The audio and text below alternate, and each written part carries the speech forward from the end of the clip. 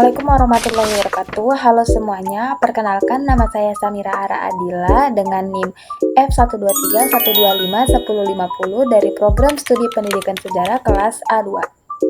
Di video ini, saya akan mempresentasikan hasil UAS Sejarah Indonesia Masa Islam yang terdiri dari timeline, histori, dan peta konsep yang sudah saya buat. Kita akan membahas perjalanan panjang Islam di Indonesia dari pertama kali masuk berkembang lewat kerajaan-kerajaan besar sampai warisan yang masih kita rasakan sampai sekarang. Di sini saya akan menjelaskan kronologi masuknya Islam dengan timeline yang sudah saya buat.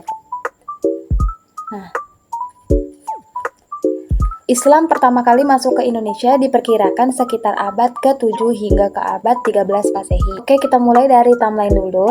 Islam pertama kali masuk ke abad 7 hingga abad ke-13 Masehi. Ada tiga teori besar yang menjelaskan dari mana Islam datang. Pertama, dari teori Gujarat. Islam dibawa pedagang dari Gujarat, India, dikuatkan oleh kesamaan bentuk batu nisan dipasai dengan batu nisan dari Gujarat. Nah, maksudnya itu adalah Islam dibawa pedagang dari Gujarat, India sekitar abad ke-13. Buktinya adalah corak batu nisan yang mirip dengan yang ada di Gujarat. Teori kedua yaitu teori Arab. Nah, teori Arab itu, Islam itu langsung datang dari Arab, dibawa pedagang Arab sejak abad ke-7. Teori ini didukung oleh fakta bahwa ajaran yang masuk langsung bermazhab Syafi'i seperti di Arab. Baiklah, teori yang ketiga adalah teori Persia. Islam dibawa dari Persia dengan bukti adanya kesamaan tradisi seperti peringatan Asyura yang ada di Iran. Nah, ketiga teori ini saling melengkapi, artinya Islam masuk ke Indonesia melalui berbagai jalur, bukan hanya satu sumber. Baiklah, di sini saya akan menjelaskan jalur penyebaran dan peran pedagang ulama. Lanjut ke proses penyebaran Islam. Islam itu menyebar di Indonesia terutama lewat jalur perdagangan. Karena Indonesia memang jadi pusat perdagangan rempah-rempah dunia saat itu. Para pedagang muslim yang singgah di pelabuhan-pelabuhan Indonesia tidak hanya berdagang, tapi juga memperkenalkan ajaran Islam kepada masyarakat lokal. Lama-lama, raja dan bangsawan pun mulai masuk Islam dan akhirnya rakyat mengikuti. Pedagang, peran ulama juga sangat besar. Mereka mendirikan pesantren sebagai pusat pendidikan Islam yang menjadi salah satu warisan paling penting hingga hari ini. Di sini saya akan menjelaskan tentang Wali Songo dan kerajaan Islam. Nah, kalau dilihat di timeline ini, saya ada beberapa menulis bagian Wali Songo. Nah, kalau bicara penyebaran Islam di Jawa, kita tidak bisa lepas dari Wali Songo, 9 ulama besar yang berdakwah dengan cara yang sangat cerdas dan bijak. Mereka tidak memaksakan Islam, tapi justru memadukan ajaran Islam dengan budaya lokal.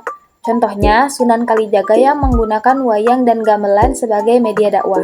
Hasilnya, Islam diterima dengan sangat baik oleh masyarakat Jawa. Bersamaan dengan itu, kerajaan-kerajaan Islam mulai bermunculan. Yang pertama dan tertua adalah Kesultanan Samudra Pasai di Aceh. Berdiri sekitar abad ke-13, menjadi kerajaan Islam pertama di Nusantara. Kemudian disusul oleh Kesultanan Aceh, yang di era Sultan Iskandar Muda menjadi salah satu kerajaan terkuat di Asia Tenggara. Baiklah, selanjutnya saya akan menjelaskan tentang kerajaan-kerajaan Islam besar. Kalau kita lihat di timeline, kerajaan-kerajaan Islam terus berkembang di berbagai wilayah, seperti adanya berdirinya Kerajaan Samudra Pasai, lalu peran pedagang muslim abad ke-13, lalu ada juga islamisasi pesisir di Jawa, serta Malaka yang memeluk Islam. Kesultanan Demak atau kerajaan Islam pertama di Jawa berdiri sekitar tahun 1475. Demak menjadi pusat penyebaran Islam di Jawa dan berhasil mengakhiri kekuasaan Majapahit. Nah, yang kedua saya akan menjelaskan tentang Kesultanan Banten.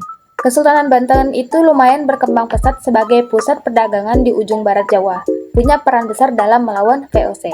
Nah, selanjutnya saya akan menjelaskan tentang Kesultanan Mataram Islam. Penerus kejayaan Islam di Jawa dengan Sultan Agung sebagai tokoh besarnya bahkan menyerang Batavia 2 kali untuk melawan Belanda. Saya akan menjelaskan tentang Kesultanan Gorontalo di Sulawesi, terkenal dengan Sultan Hasanuddin yang dijuluki ayam jantan dari timur karena keberaniannya melawan VOC. Dan di kawasan timur, ada Kesultanan Ternate dan Tidore yang menguasai perdagangan rempah-rempah dan menjadi rebutan antara Portugis dan Spanyol. Baiklah, selanjutnya kita masuk ke penjelasan peta konsep. Di sini saya akan menunjukkan peta konsep yang sudah saya buat. Nah, kalau dilihat-lihat di peta konsep ini, semua unsur itu tuh saling berhubungan. Jalur perdagangan menjadi pintu masuk Islam, menghadirkan pedagang muslim dan ulama, yang kemudian mendorong proses islamisasi di Indonesia. Nah, kalau kita lihat di peta konsep ini, semua unsur tadi itu saling berhubungan. Jalur pedagang menjadi pintu masuk Islam, menghadirkan pedagang muslim dan ulama, yang kemudian mendorong kerajaan-kerajaan Islam. Kerajaan-kerajaan ini kemudian berinteraksi dengan Portugis dan VOC yang memicu perlawanan terhadap kolonialisme. Di sisi lain, proses islamisasi juga melahirkan akulturasi budaya, perpaduan Islam dengan budaya lokal yang menghasilkan seni, arsitektur, sastra, dan tradisi yang unik. Itulah yang kita kenal sebagai warisan Islam di Indonesia sampai sekarang. Baiklah, saya akan menjelaskan tentang pengaruh Islam dan warisan hingga kini. Di sini saya ada menjelaskan tentang dampak dan warisan Islam. Pengaruh Islam terhadap kehidupan masyarakat Indonesia itu luar biasa besarnya. Dari sisi budaya, kita punya arsitektur masjid yang memadukan gaya lokal dan Islam. Tradisi keagamaan seperti sekaten dan grebek, serta sastra Islam seperti kayat dan suluk. Kalau dari sisi sosial, sistem pesantren yang sudah ada sejak zaman Wali Songo masih eksis dan berkembang sampai sekarang. Dari sisi politik, nilai-nilai Islam ikut membentuk karakter bangsa Indonesia, yang kemudian menjadi bagian penting dalam perjuangan kemerdekaan. Baiklah, jadi kalau kita simpulkan, Islam bukan sekedar agama yang datang dan diterima begitu saja. Islam masuk berkembang, berbaur dengan budaya lokal, melahirkan kerajaan-kerajaan besar, berjuang melawan penjajah, dan meninggalkan warisan yang sampai hari ini menjadi bagian dari identitas bangsa Indonesia. Itulah presentasi saya. Terima kasih sudah menyimak. Semoga bermanfaat. Sampai jumpa.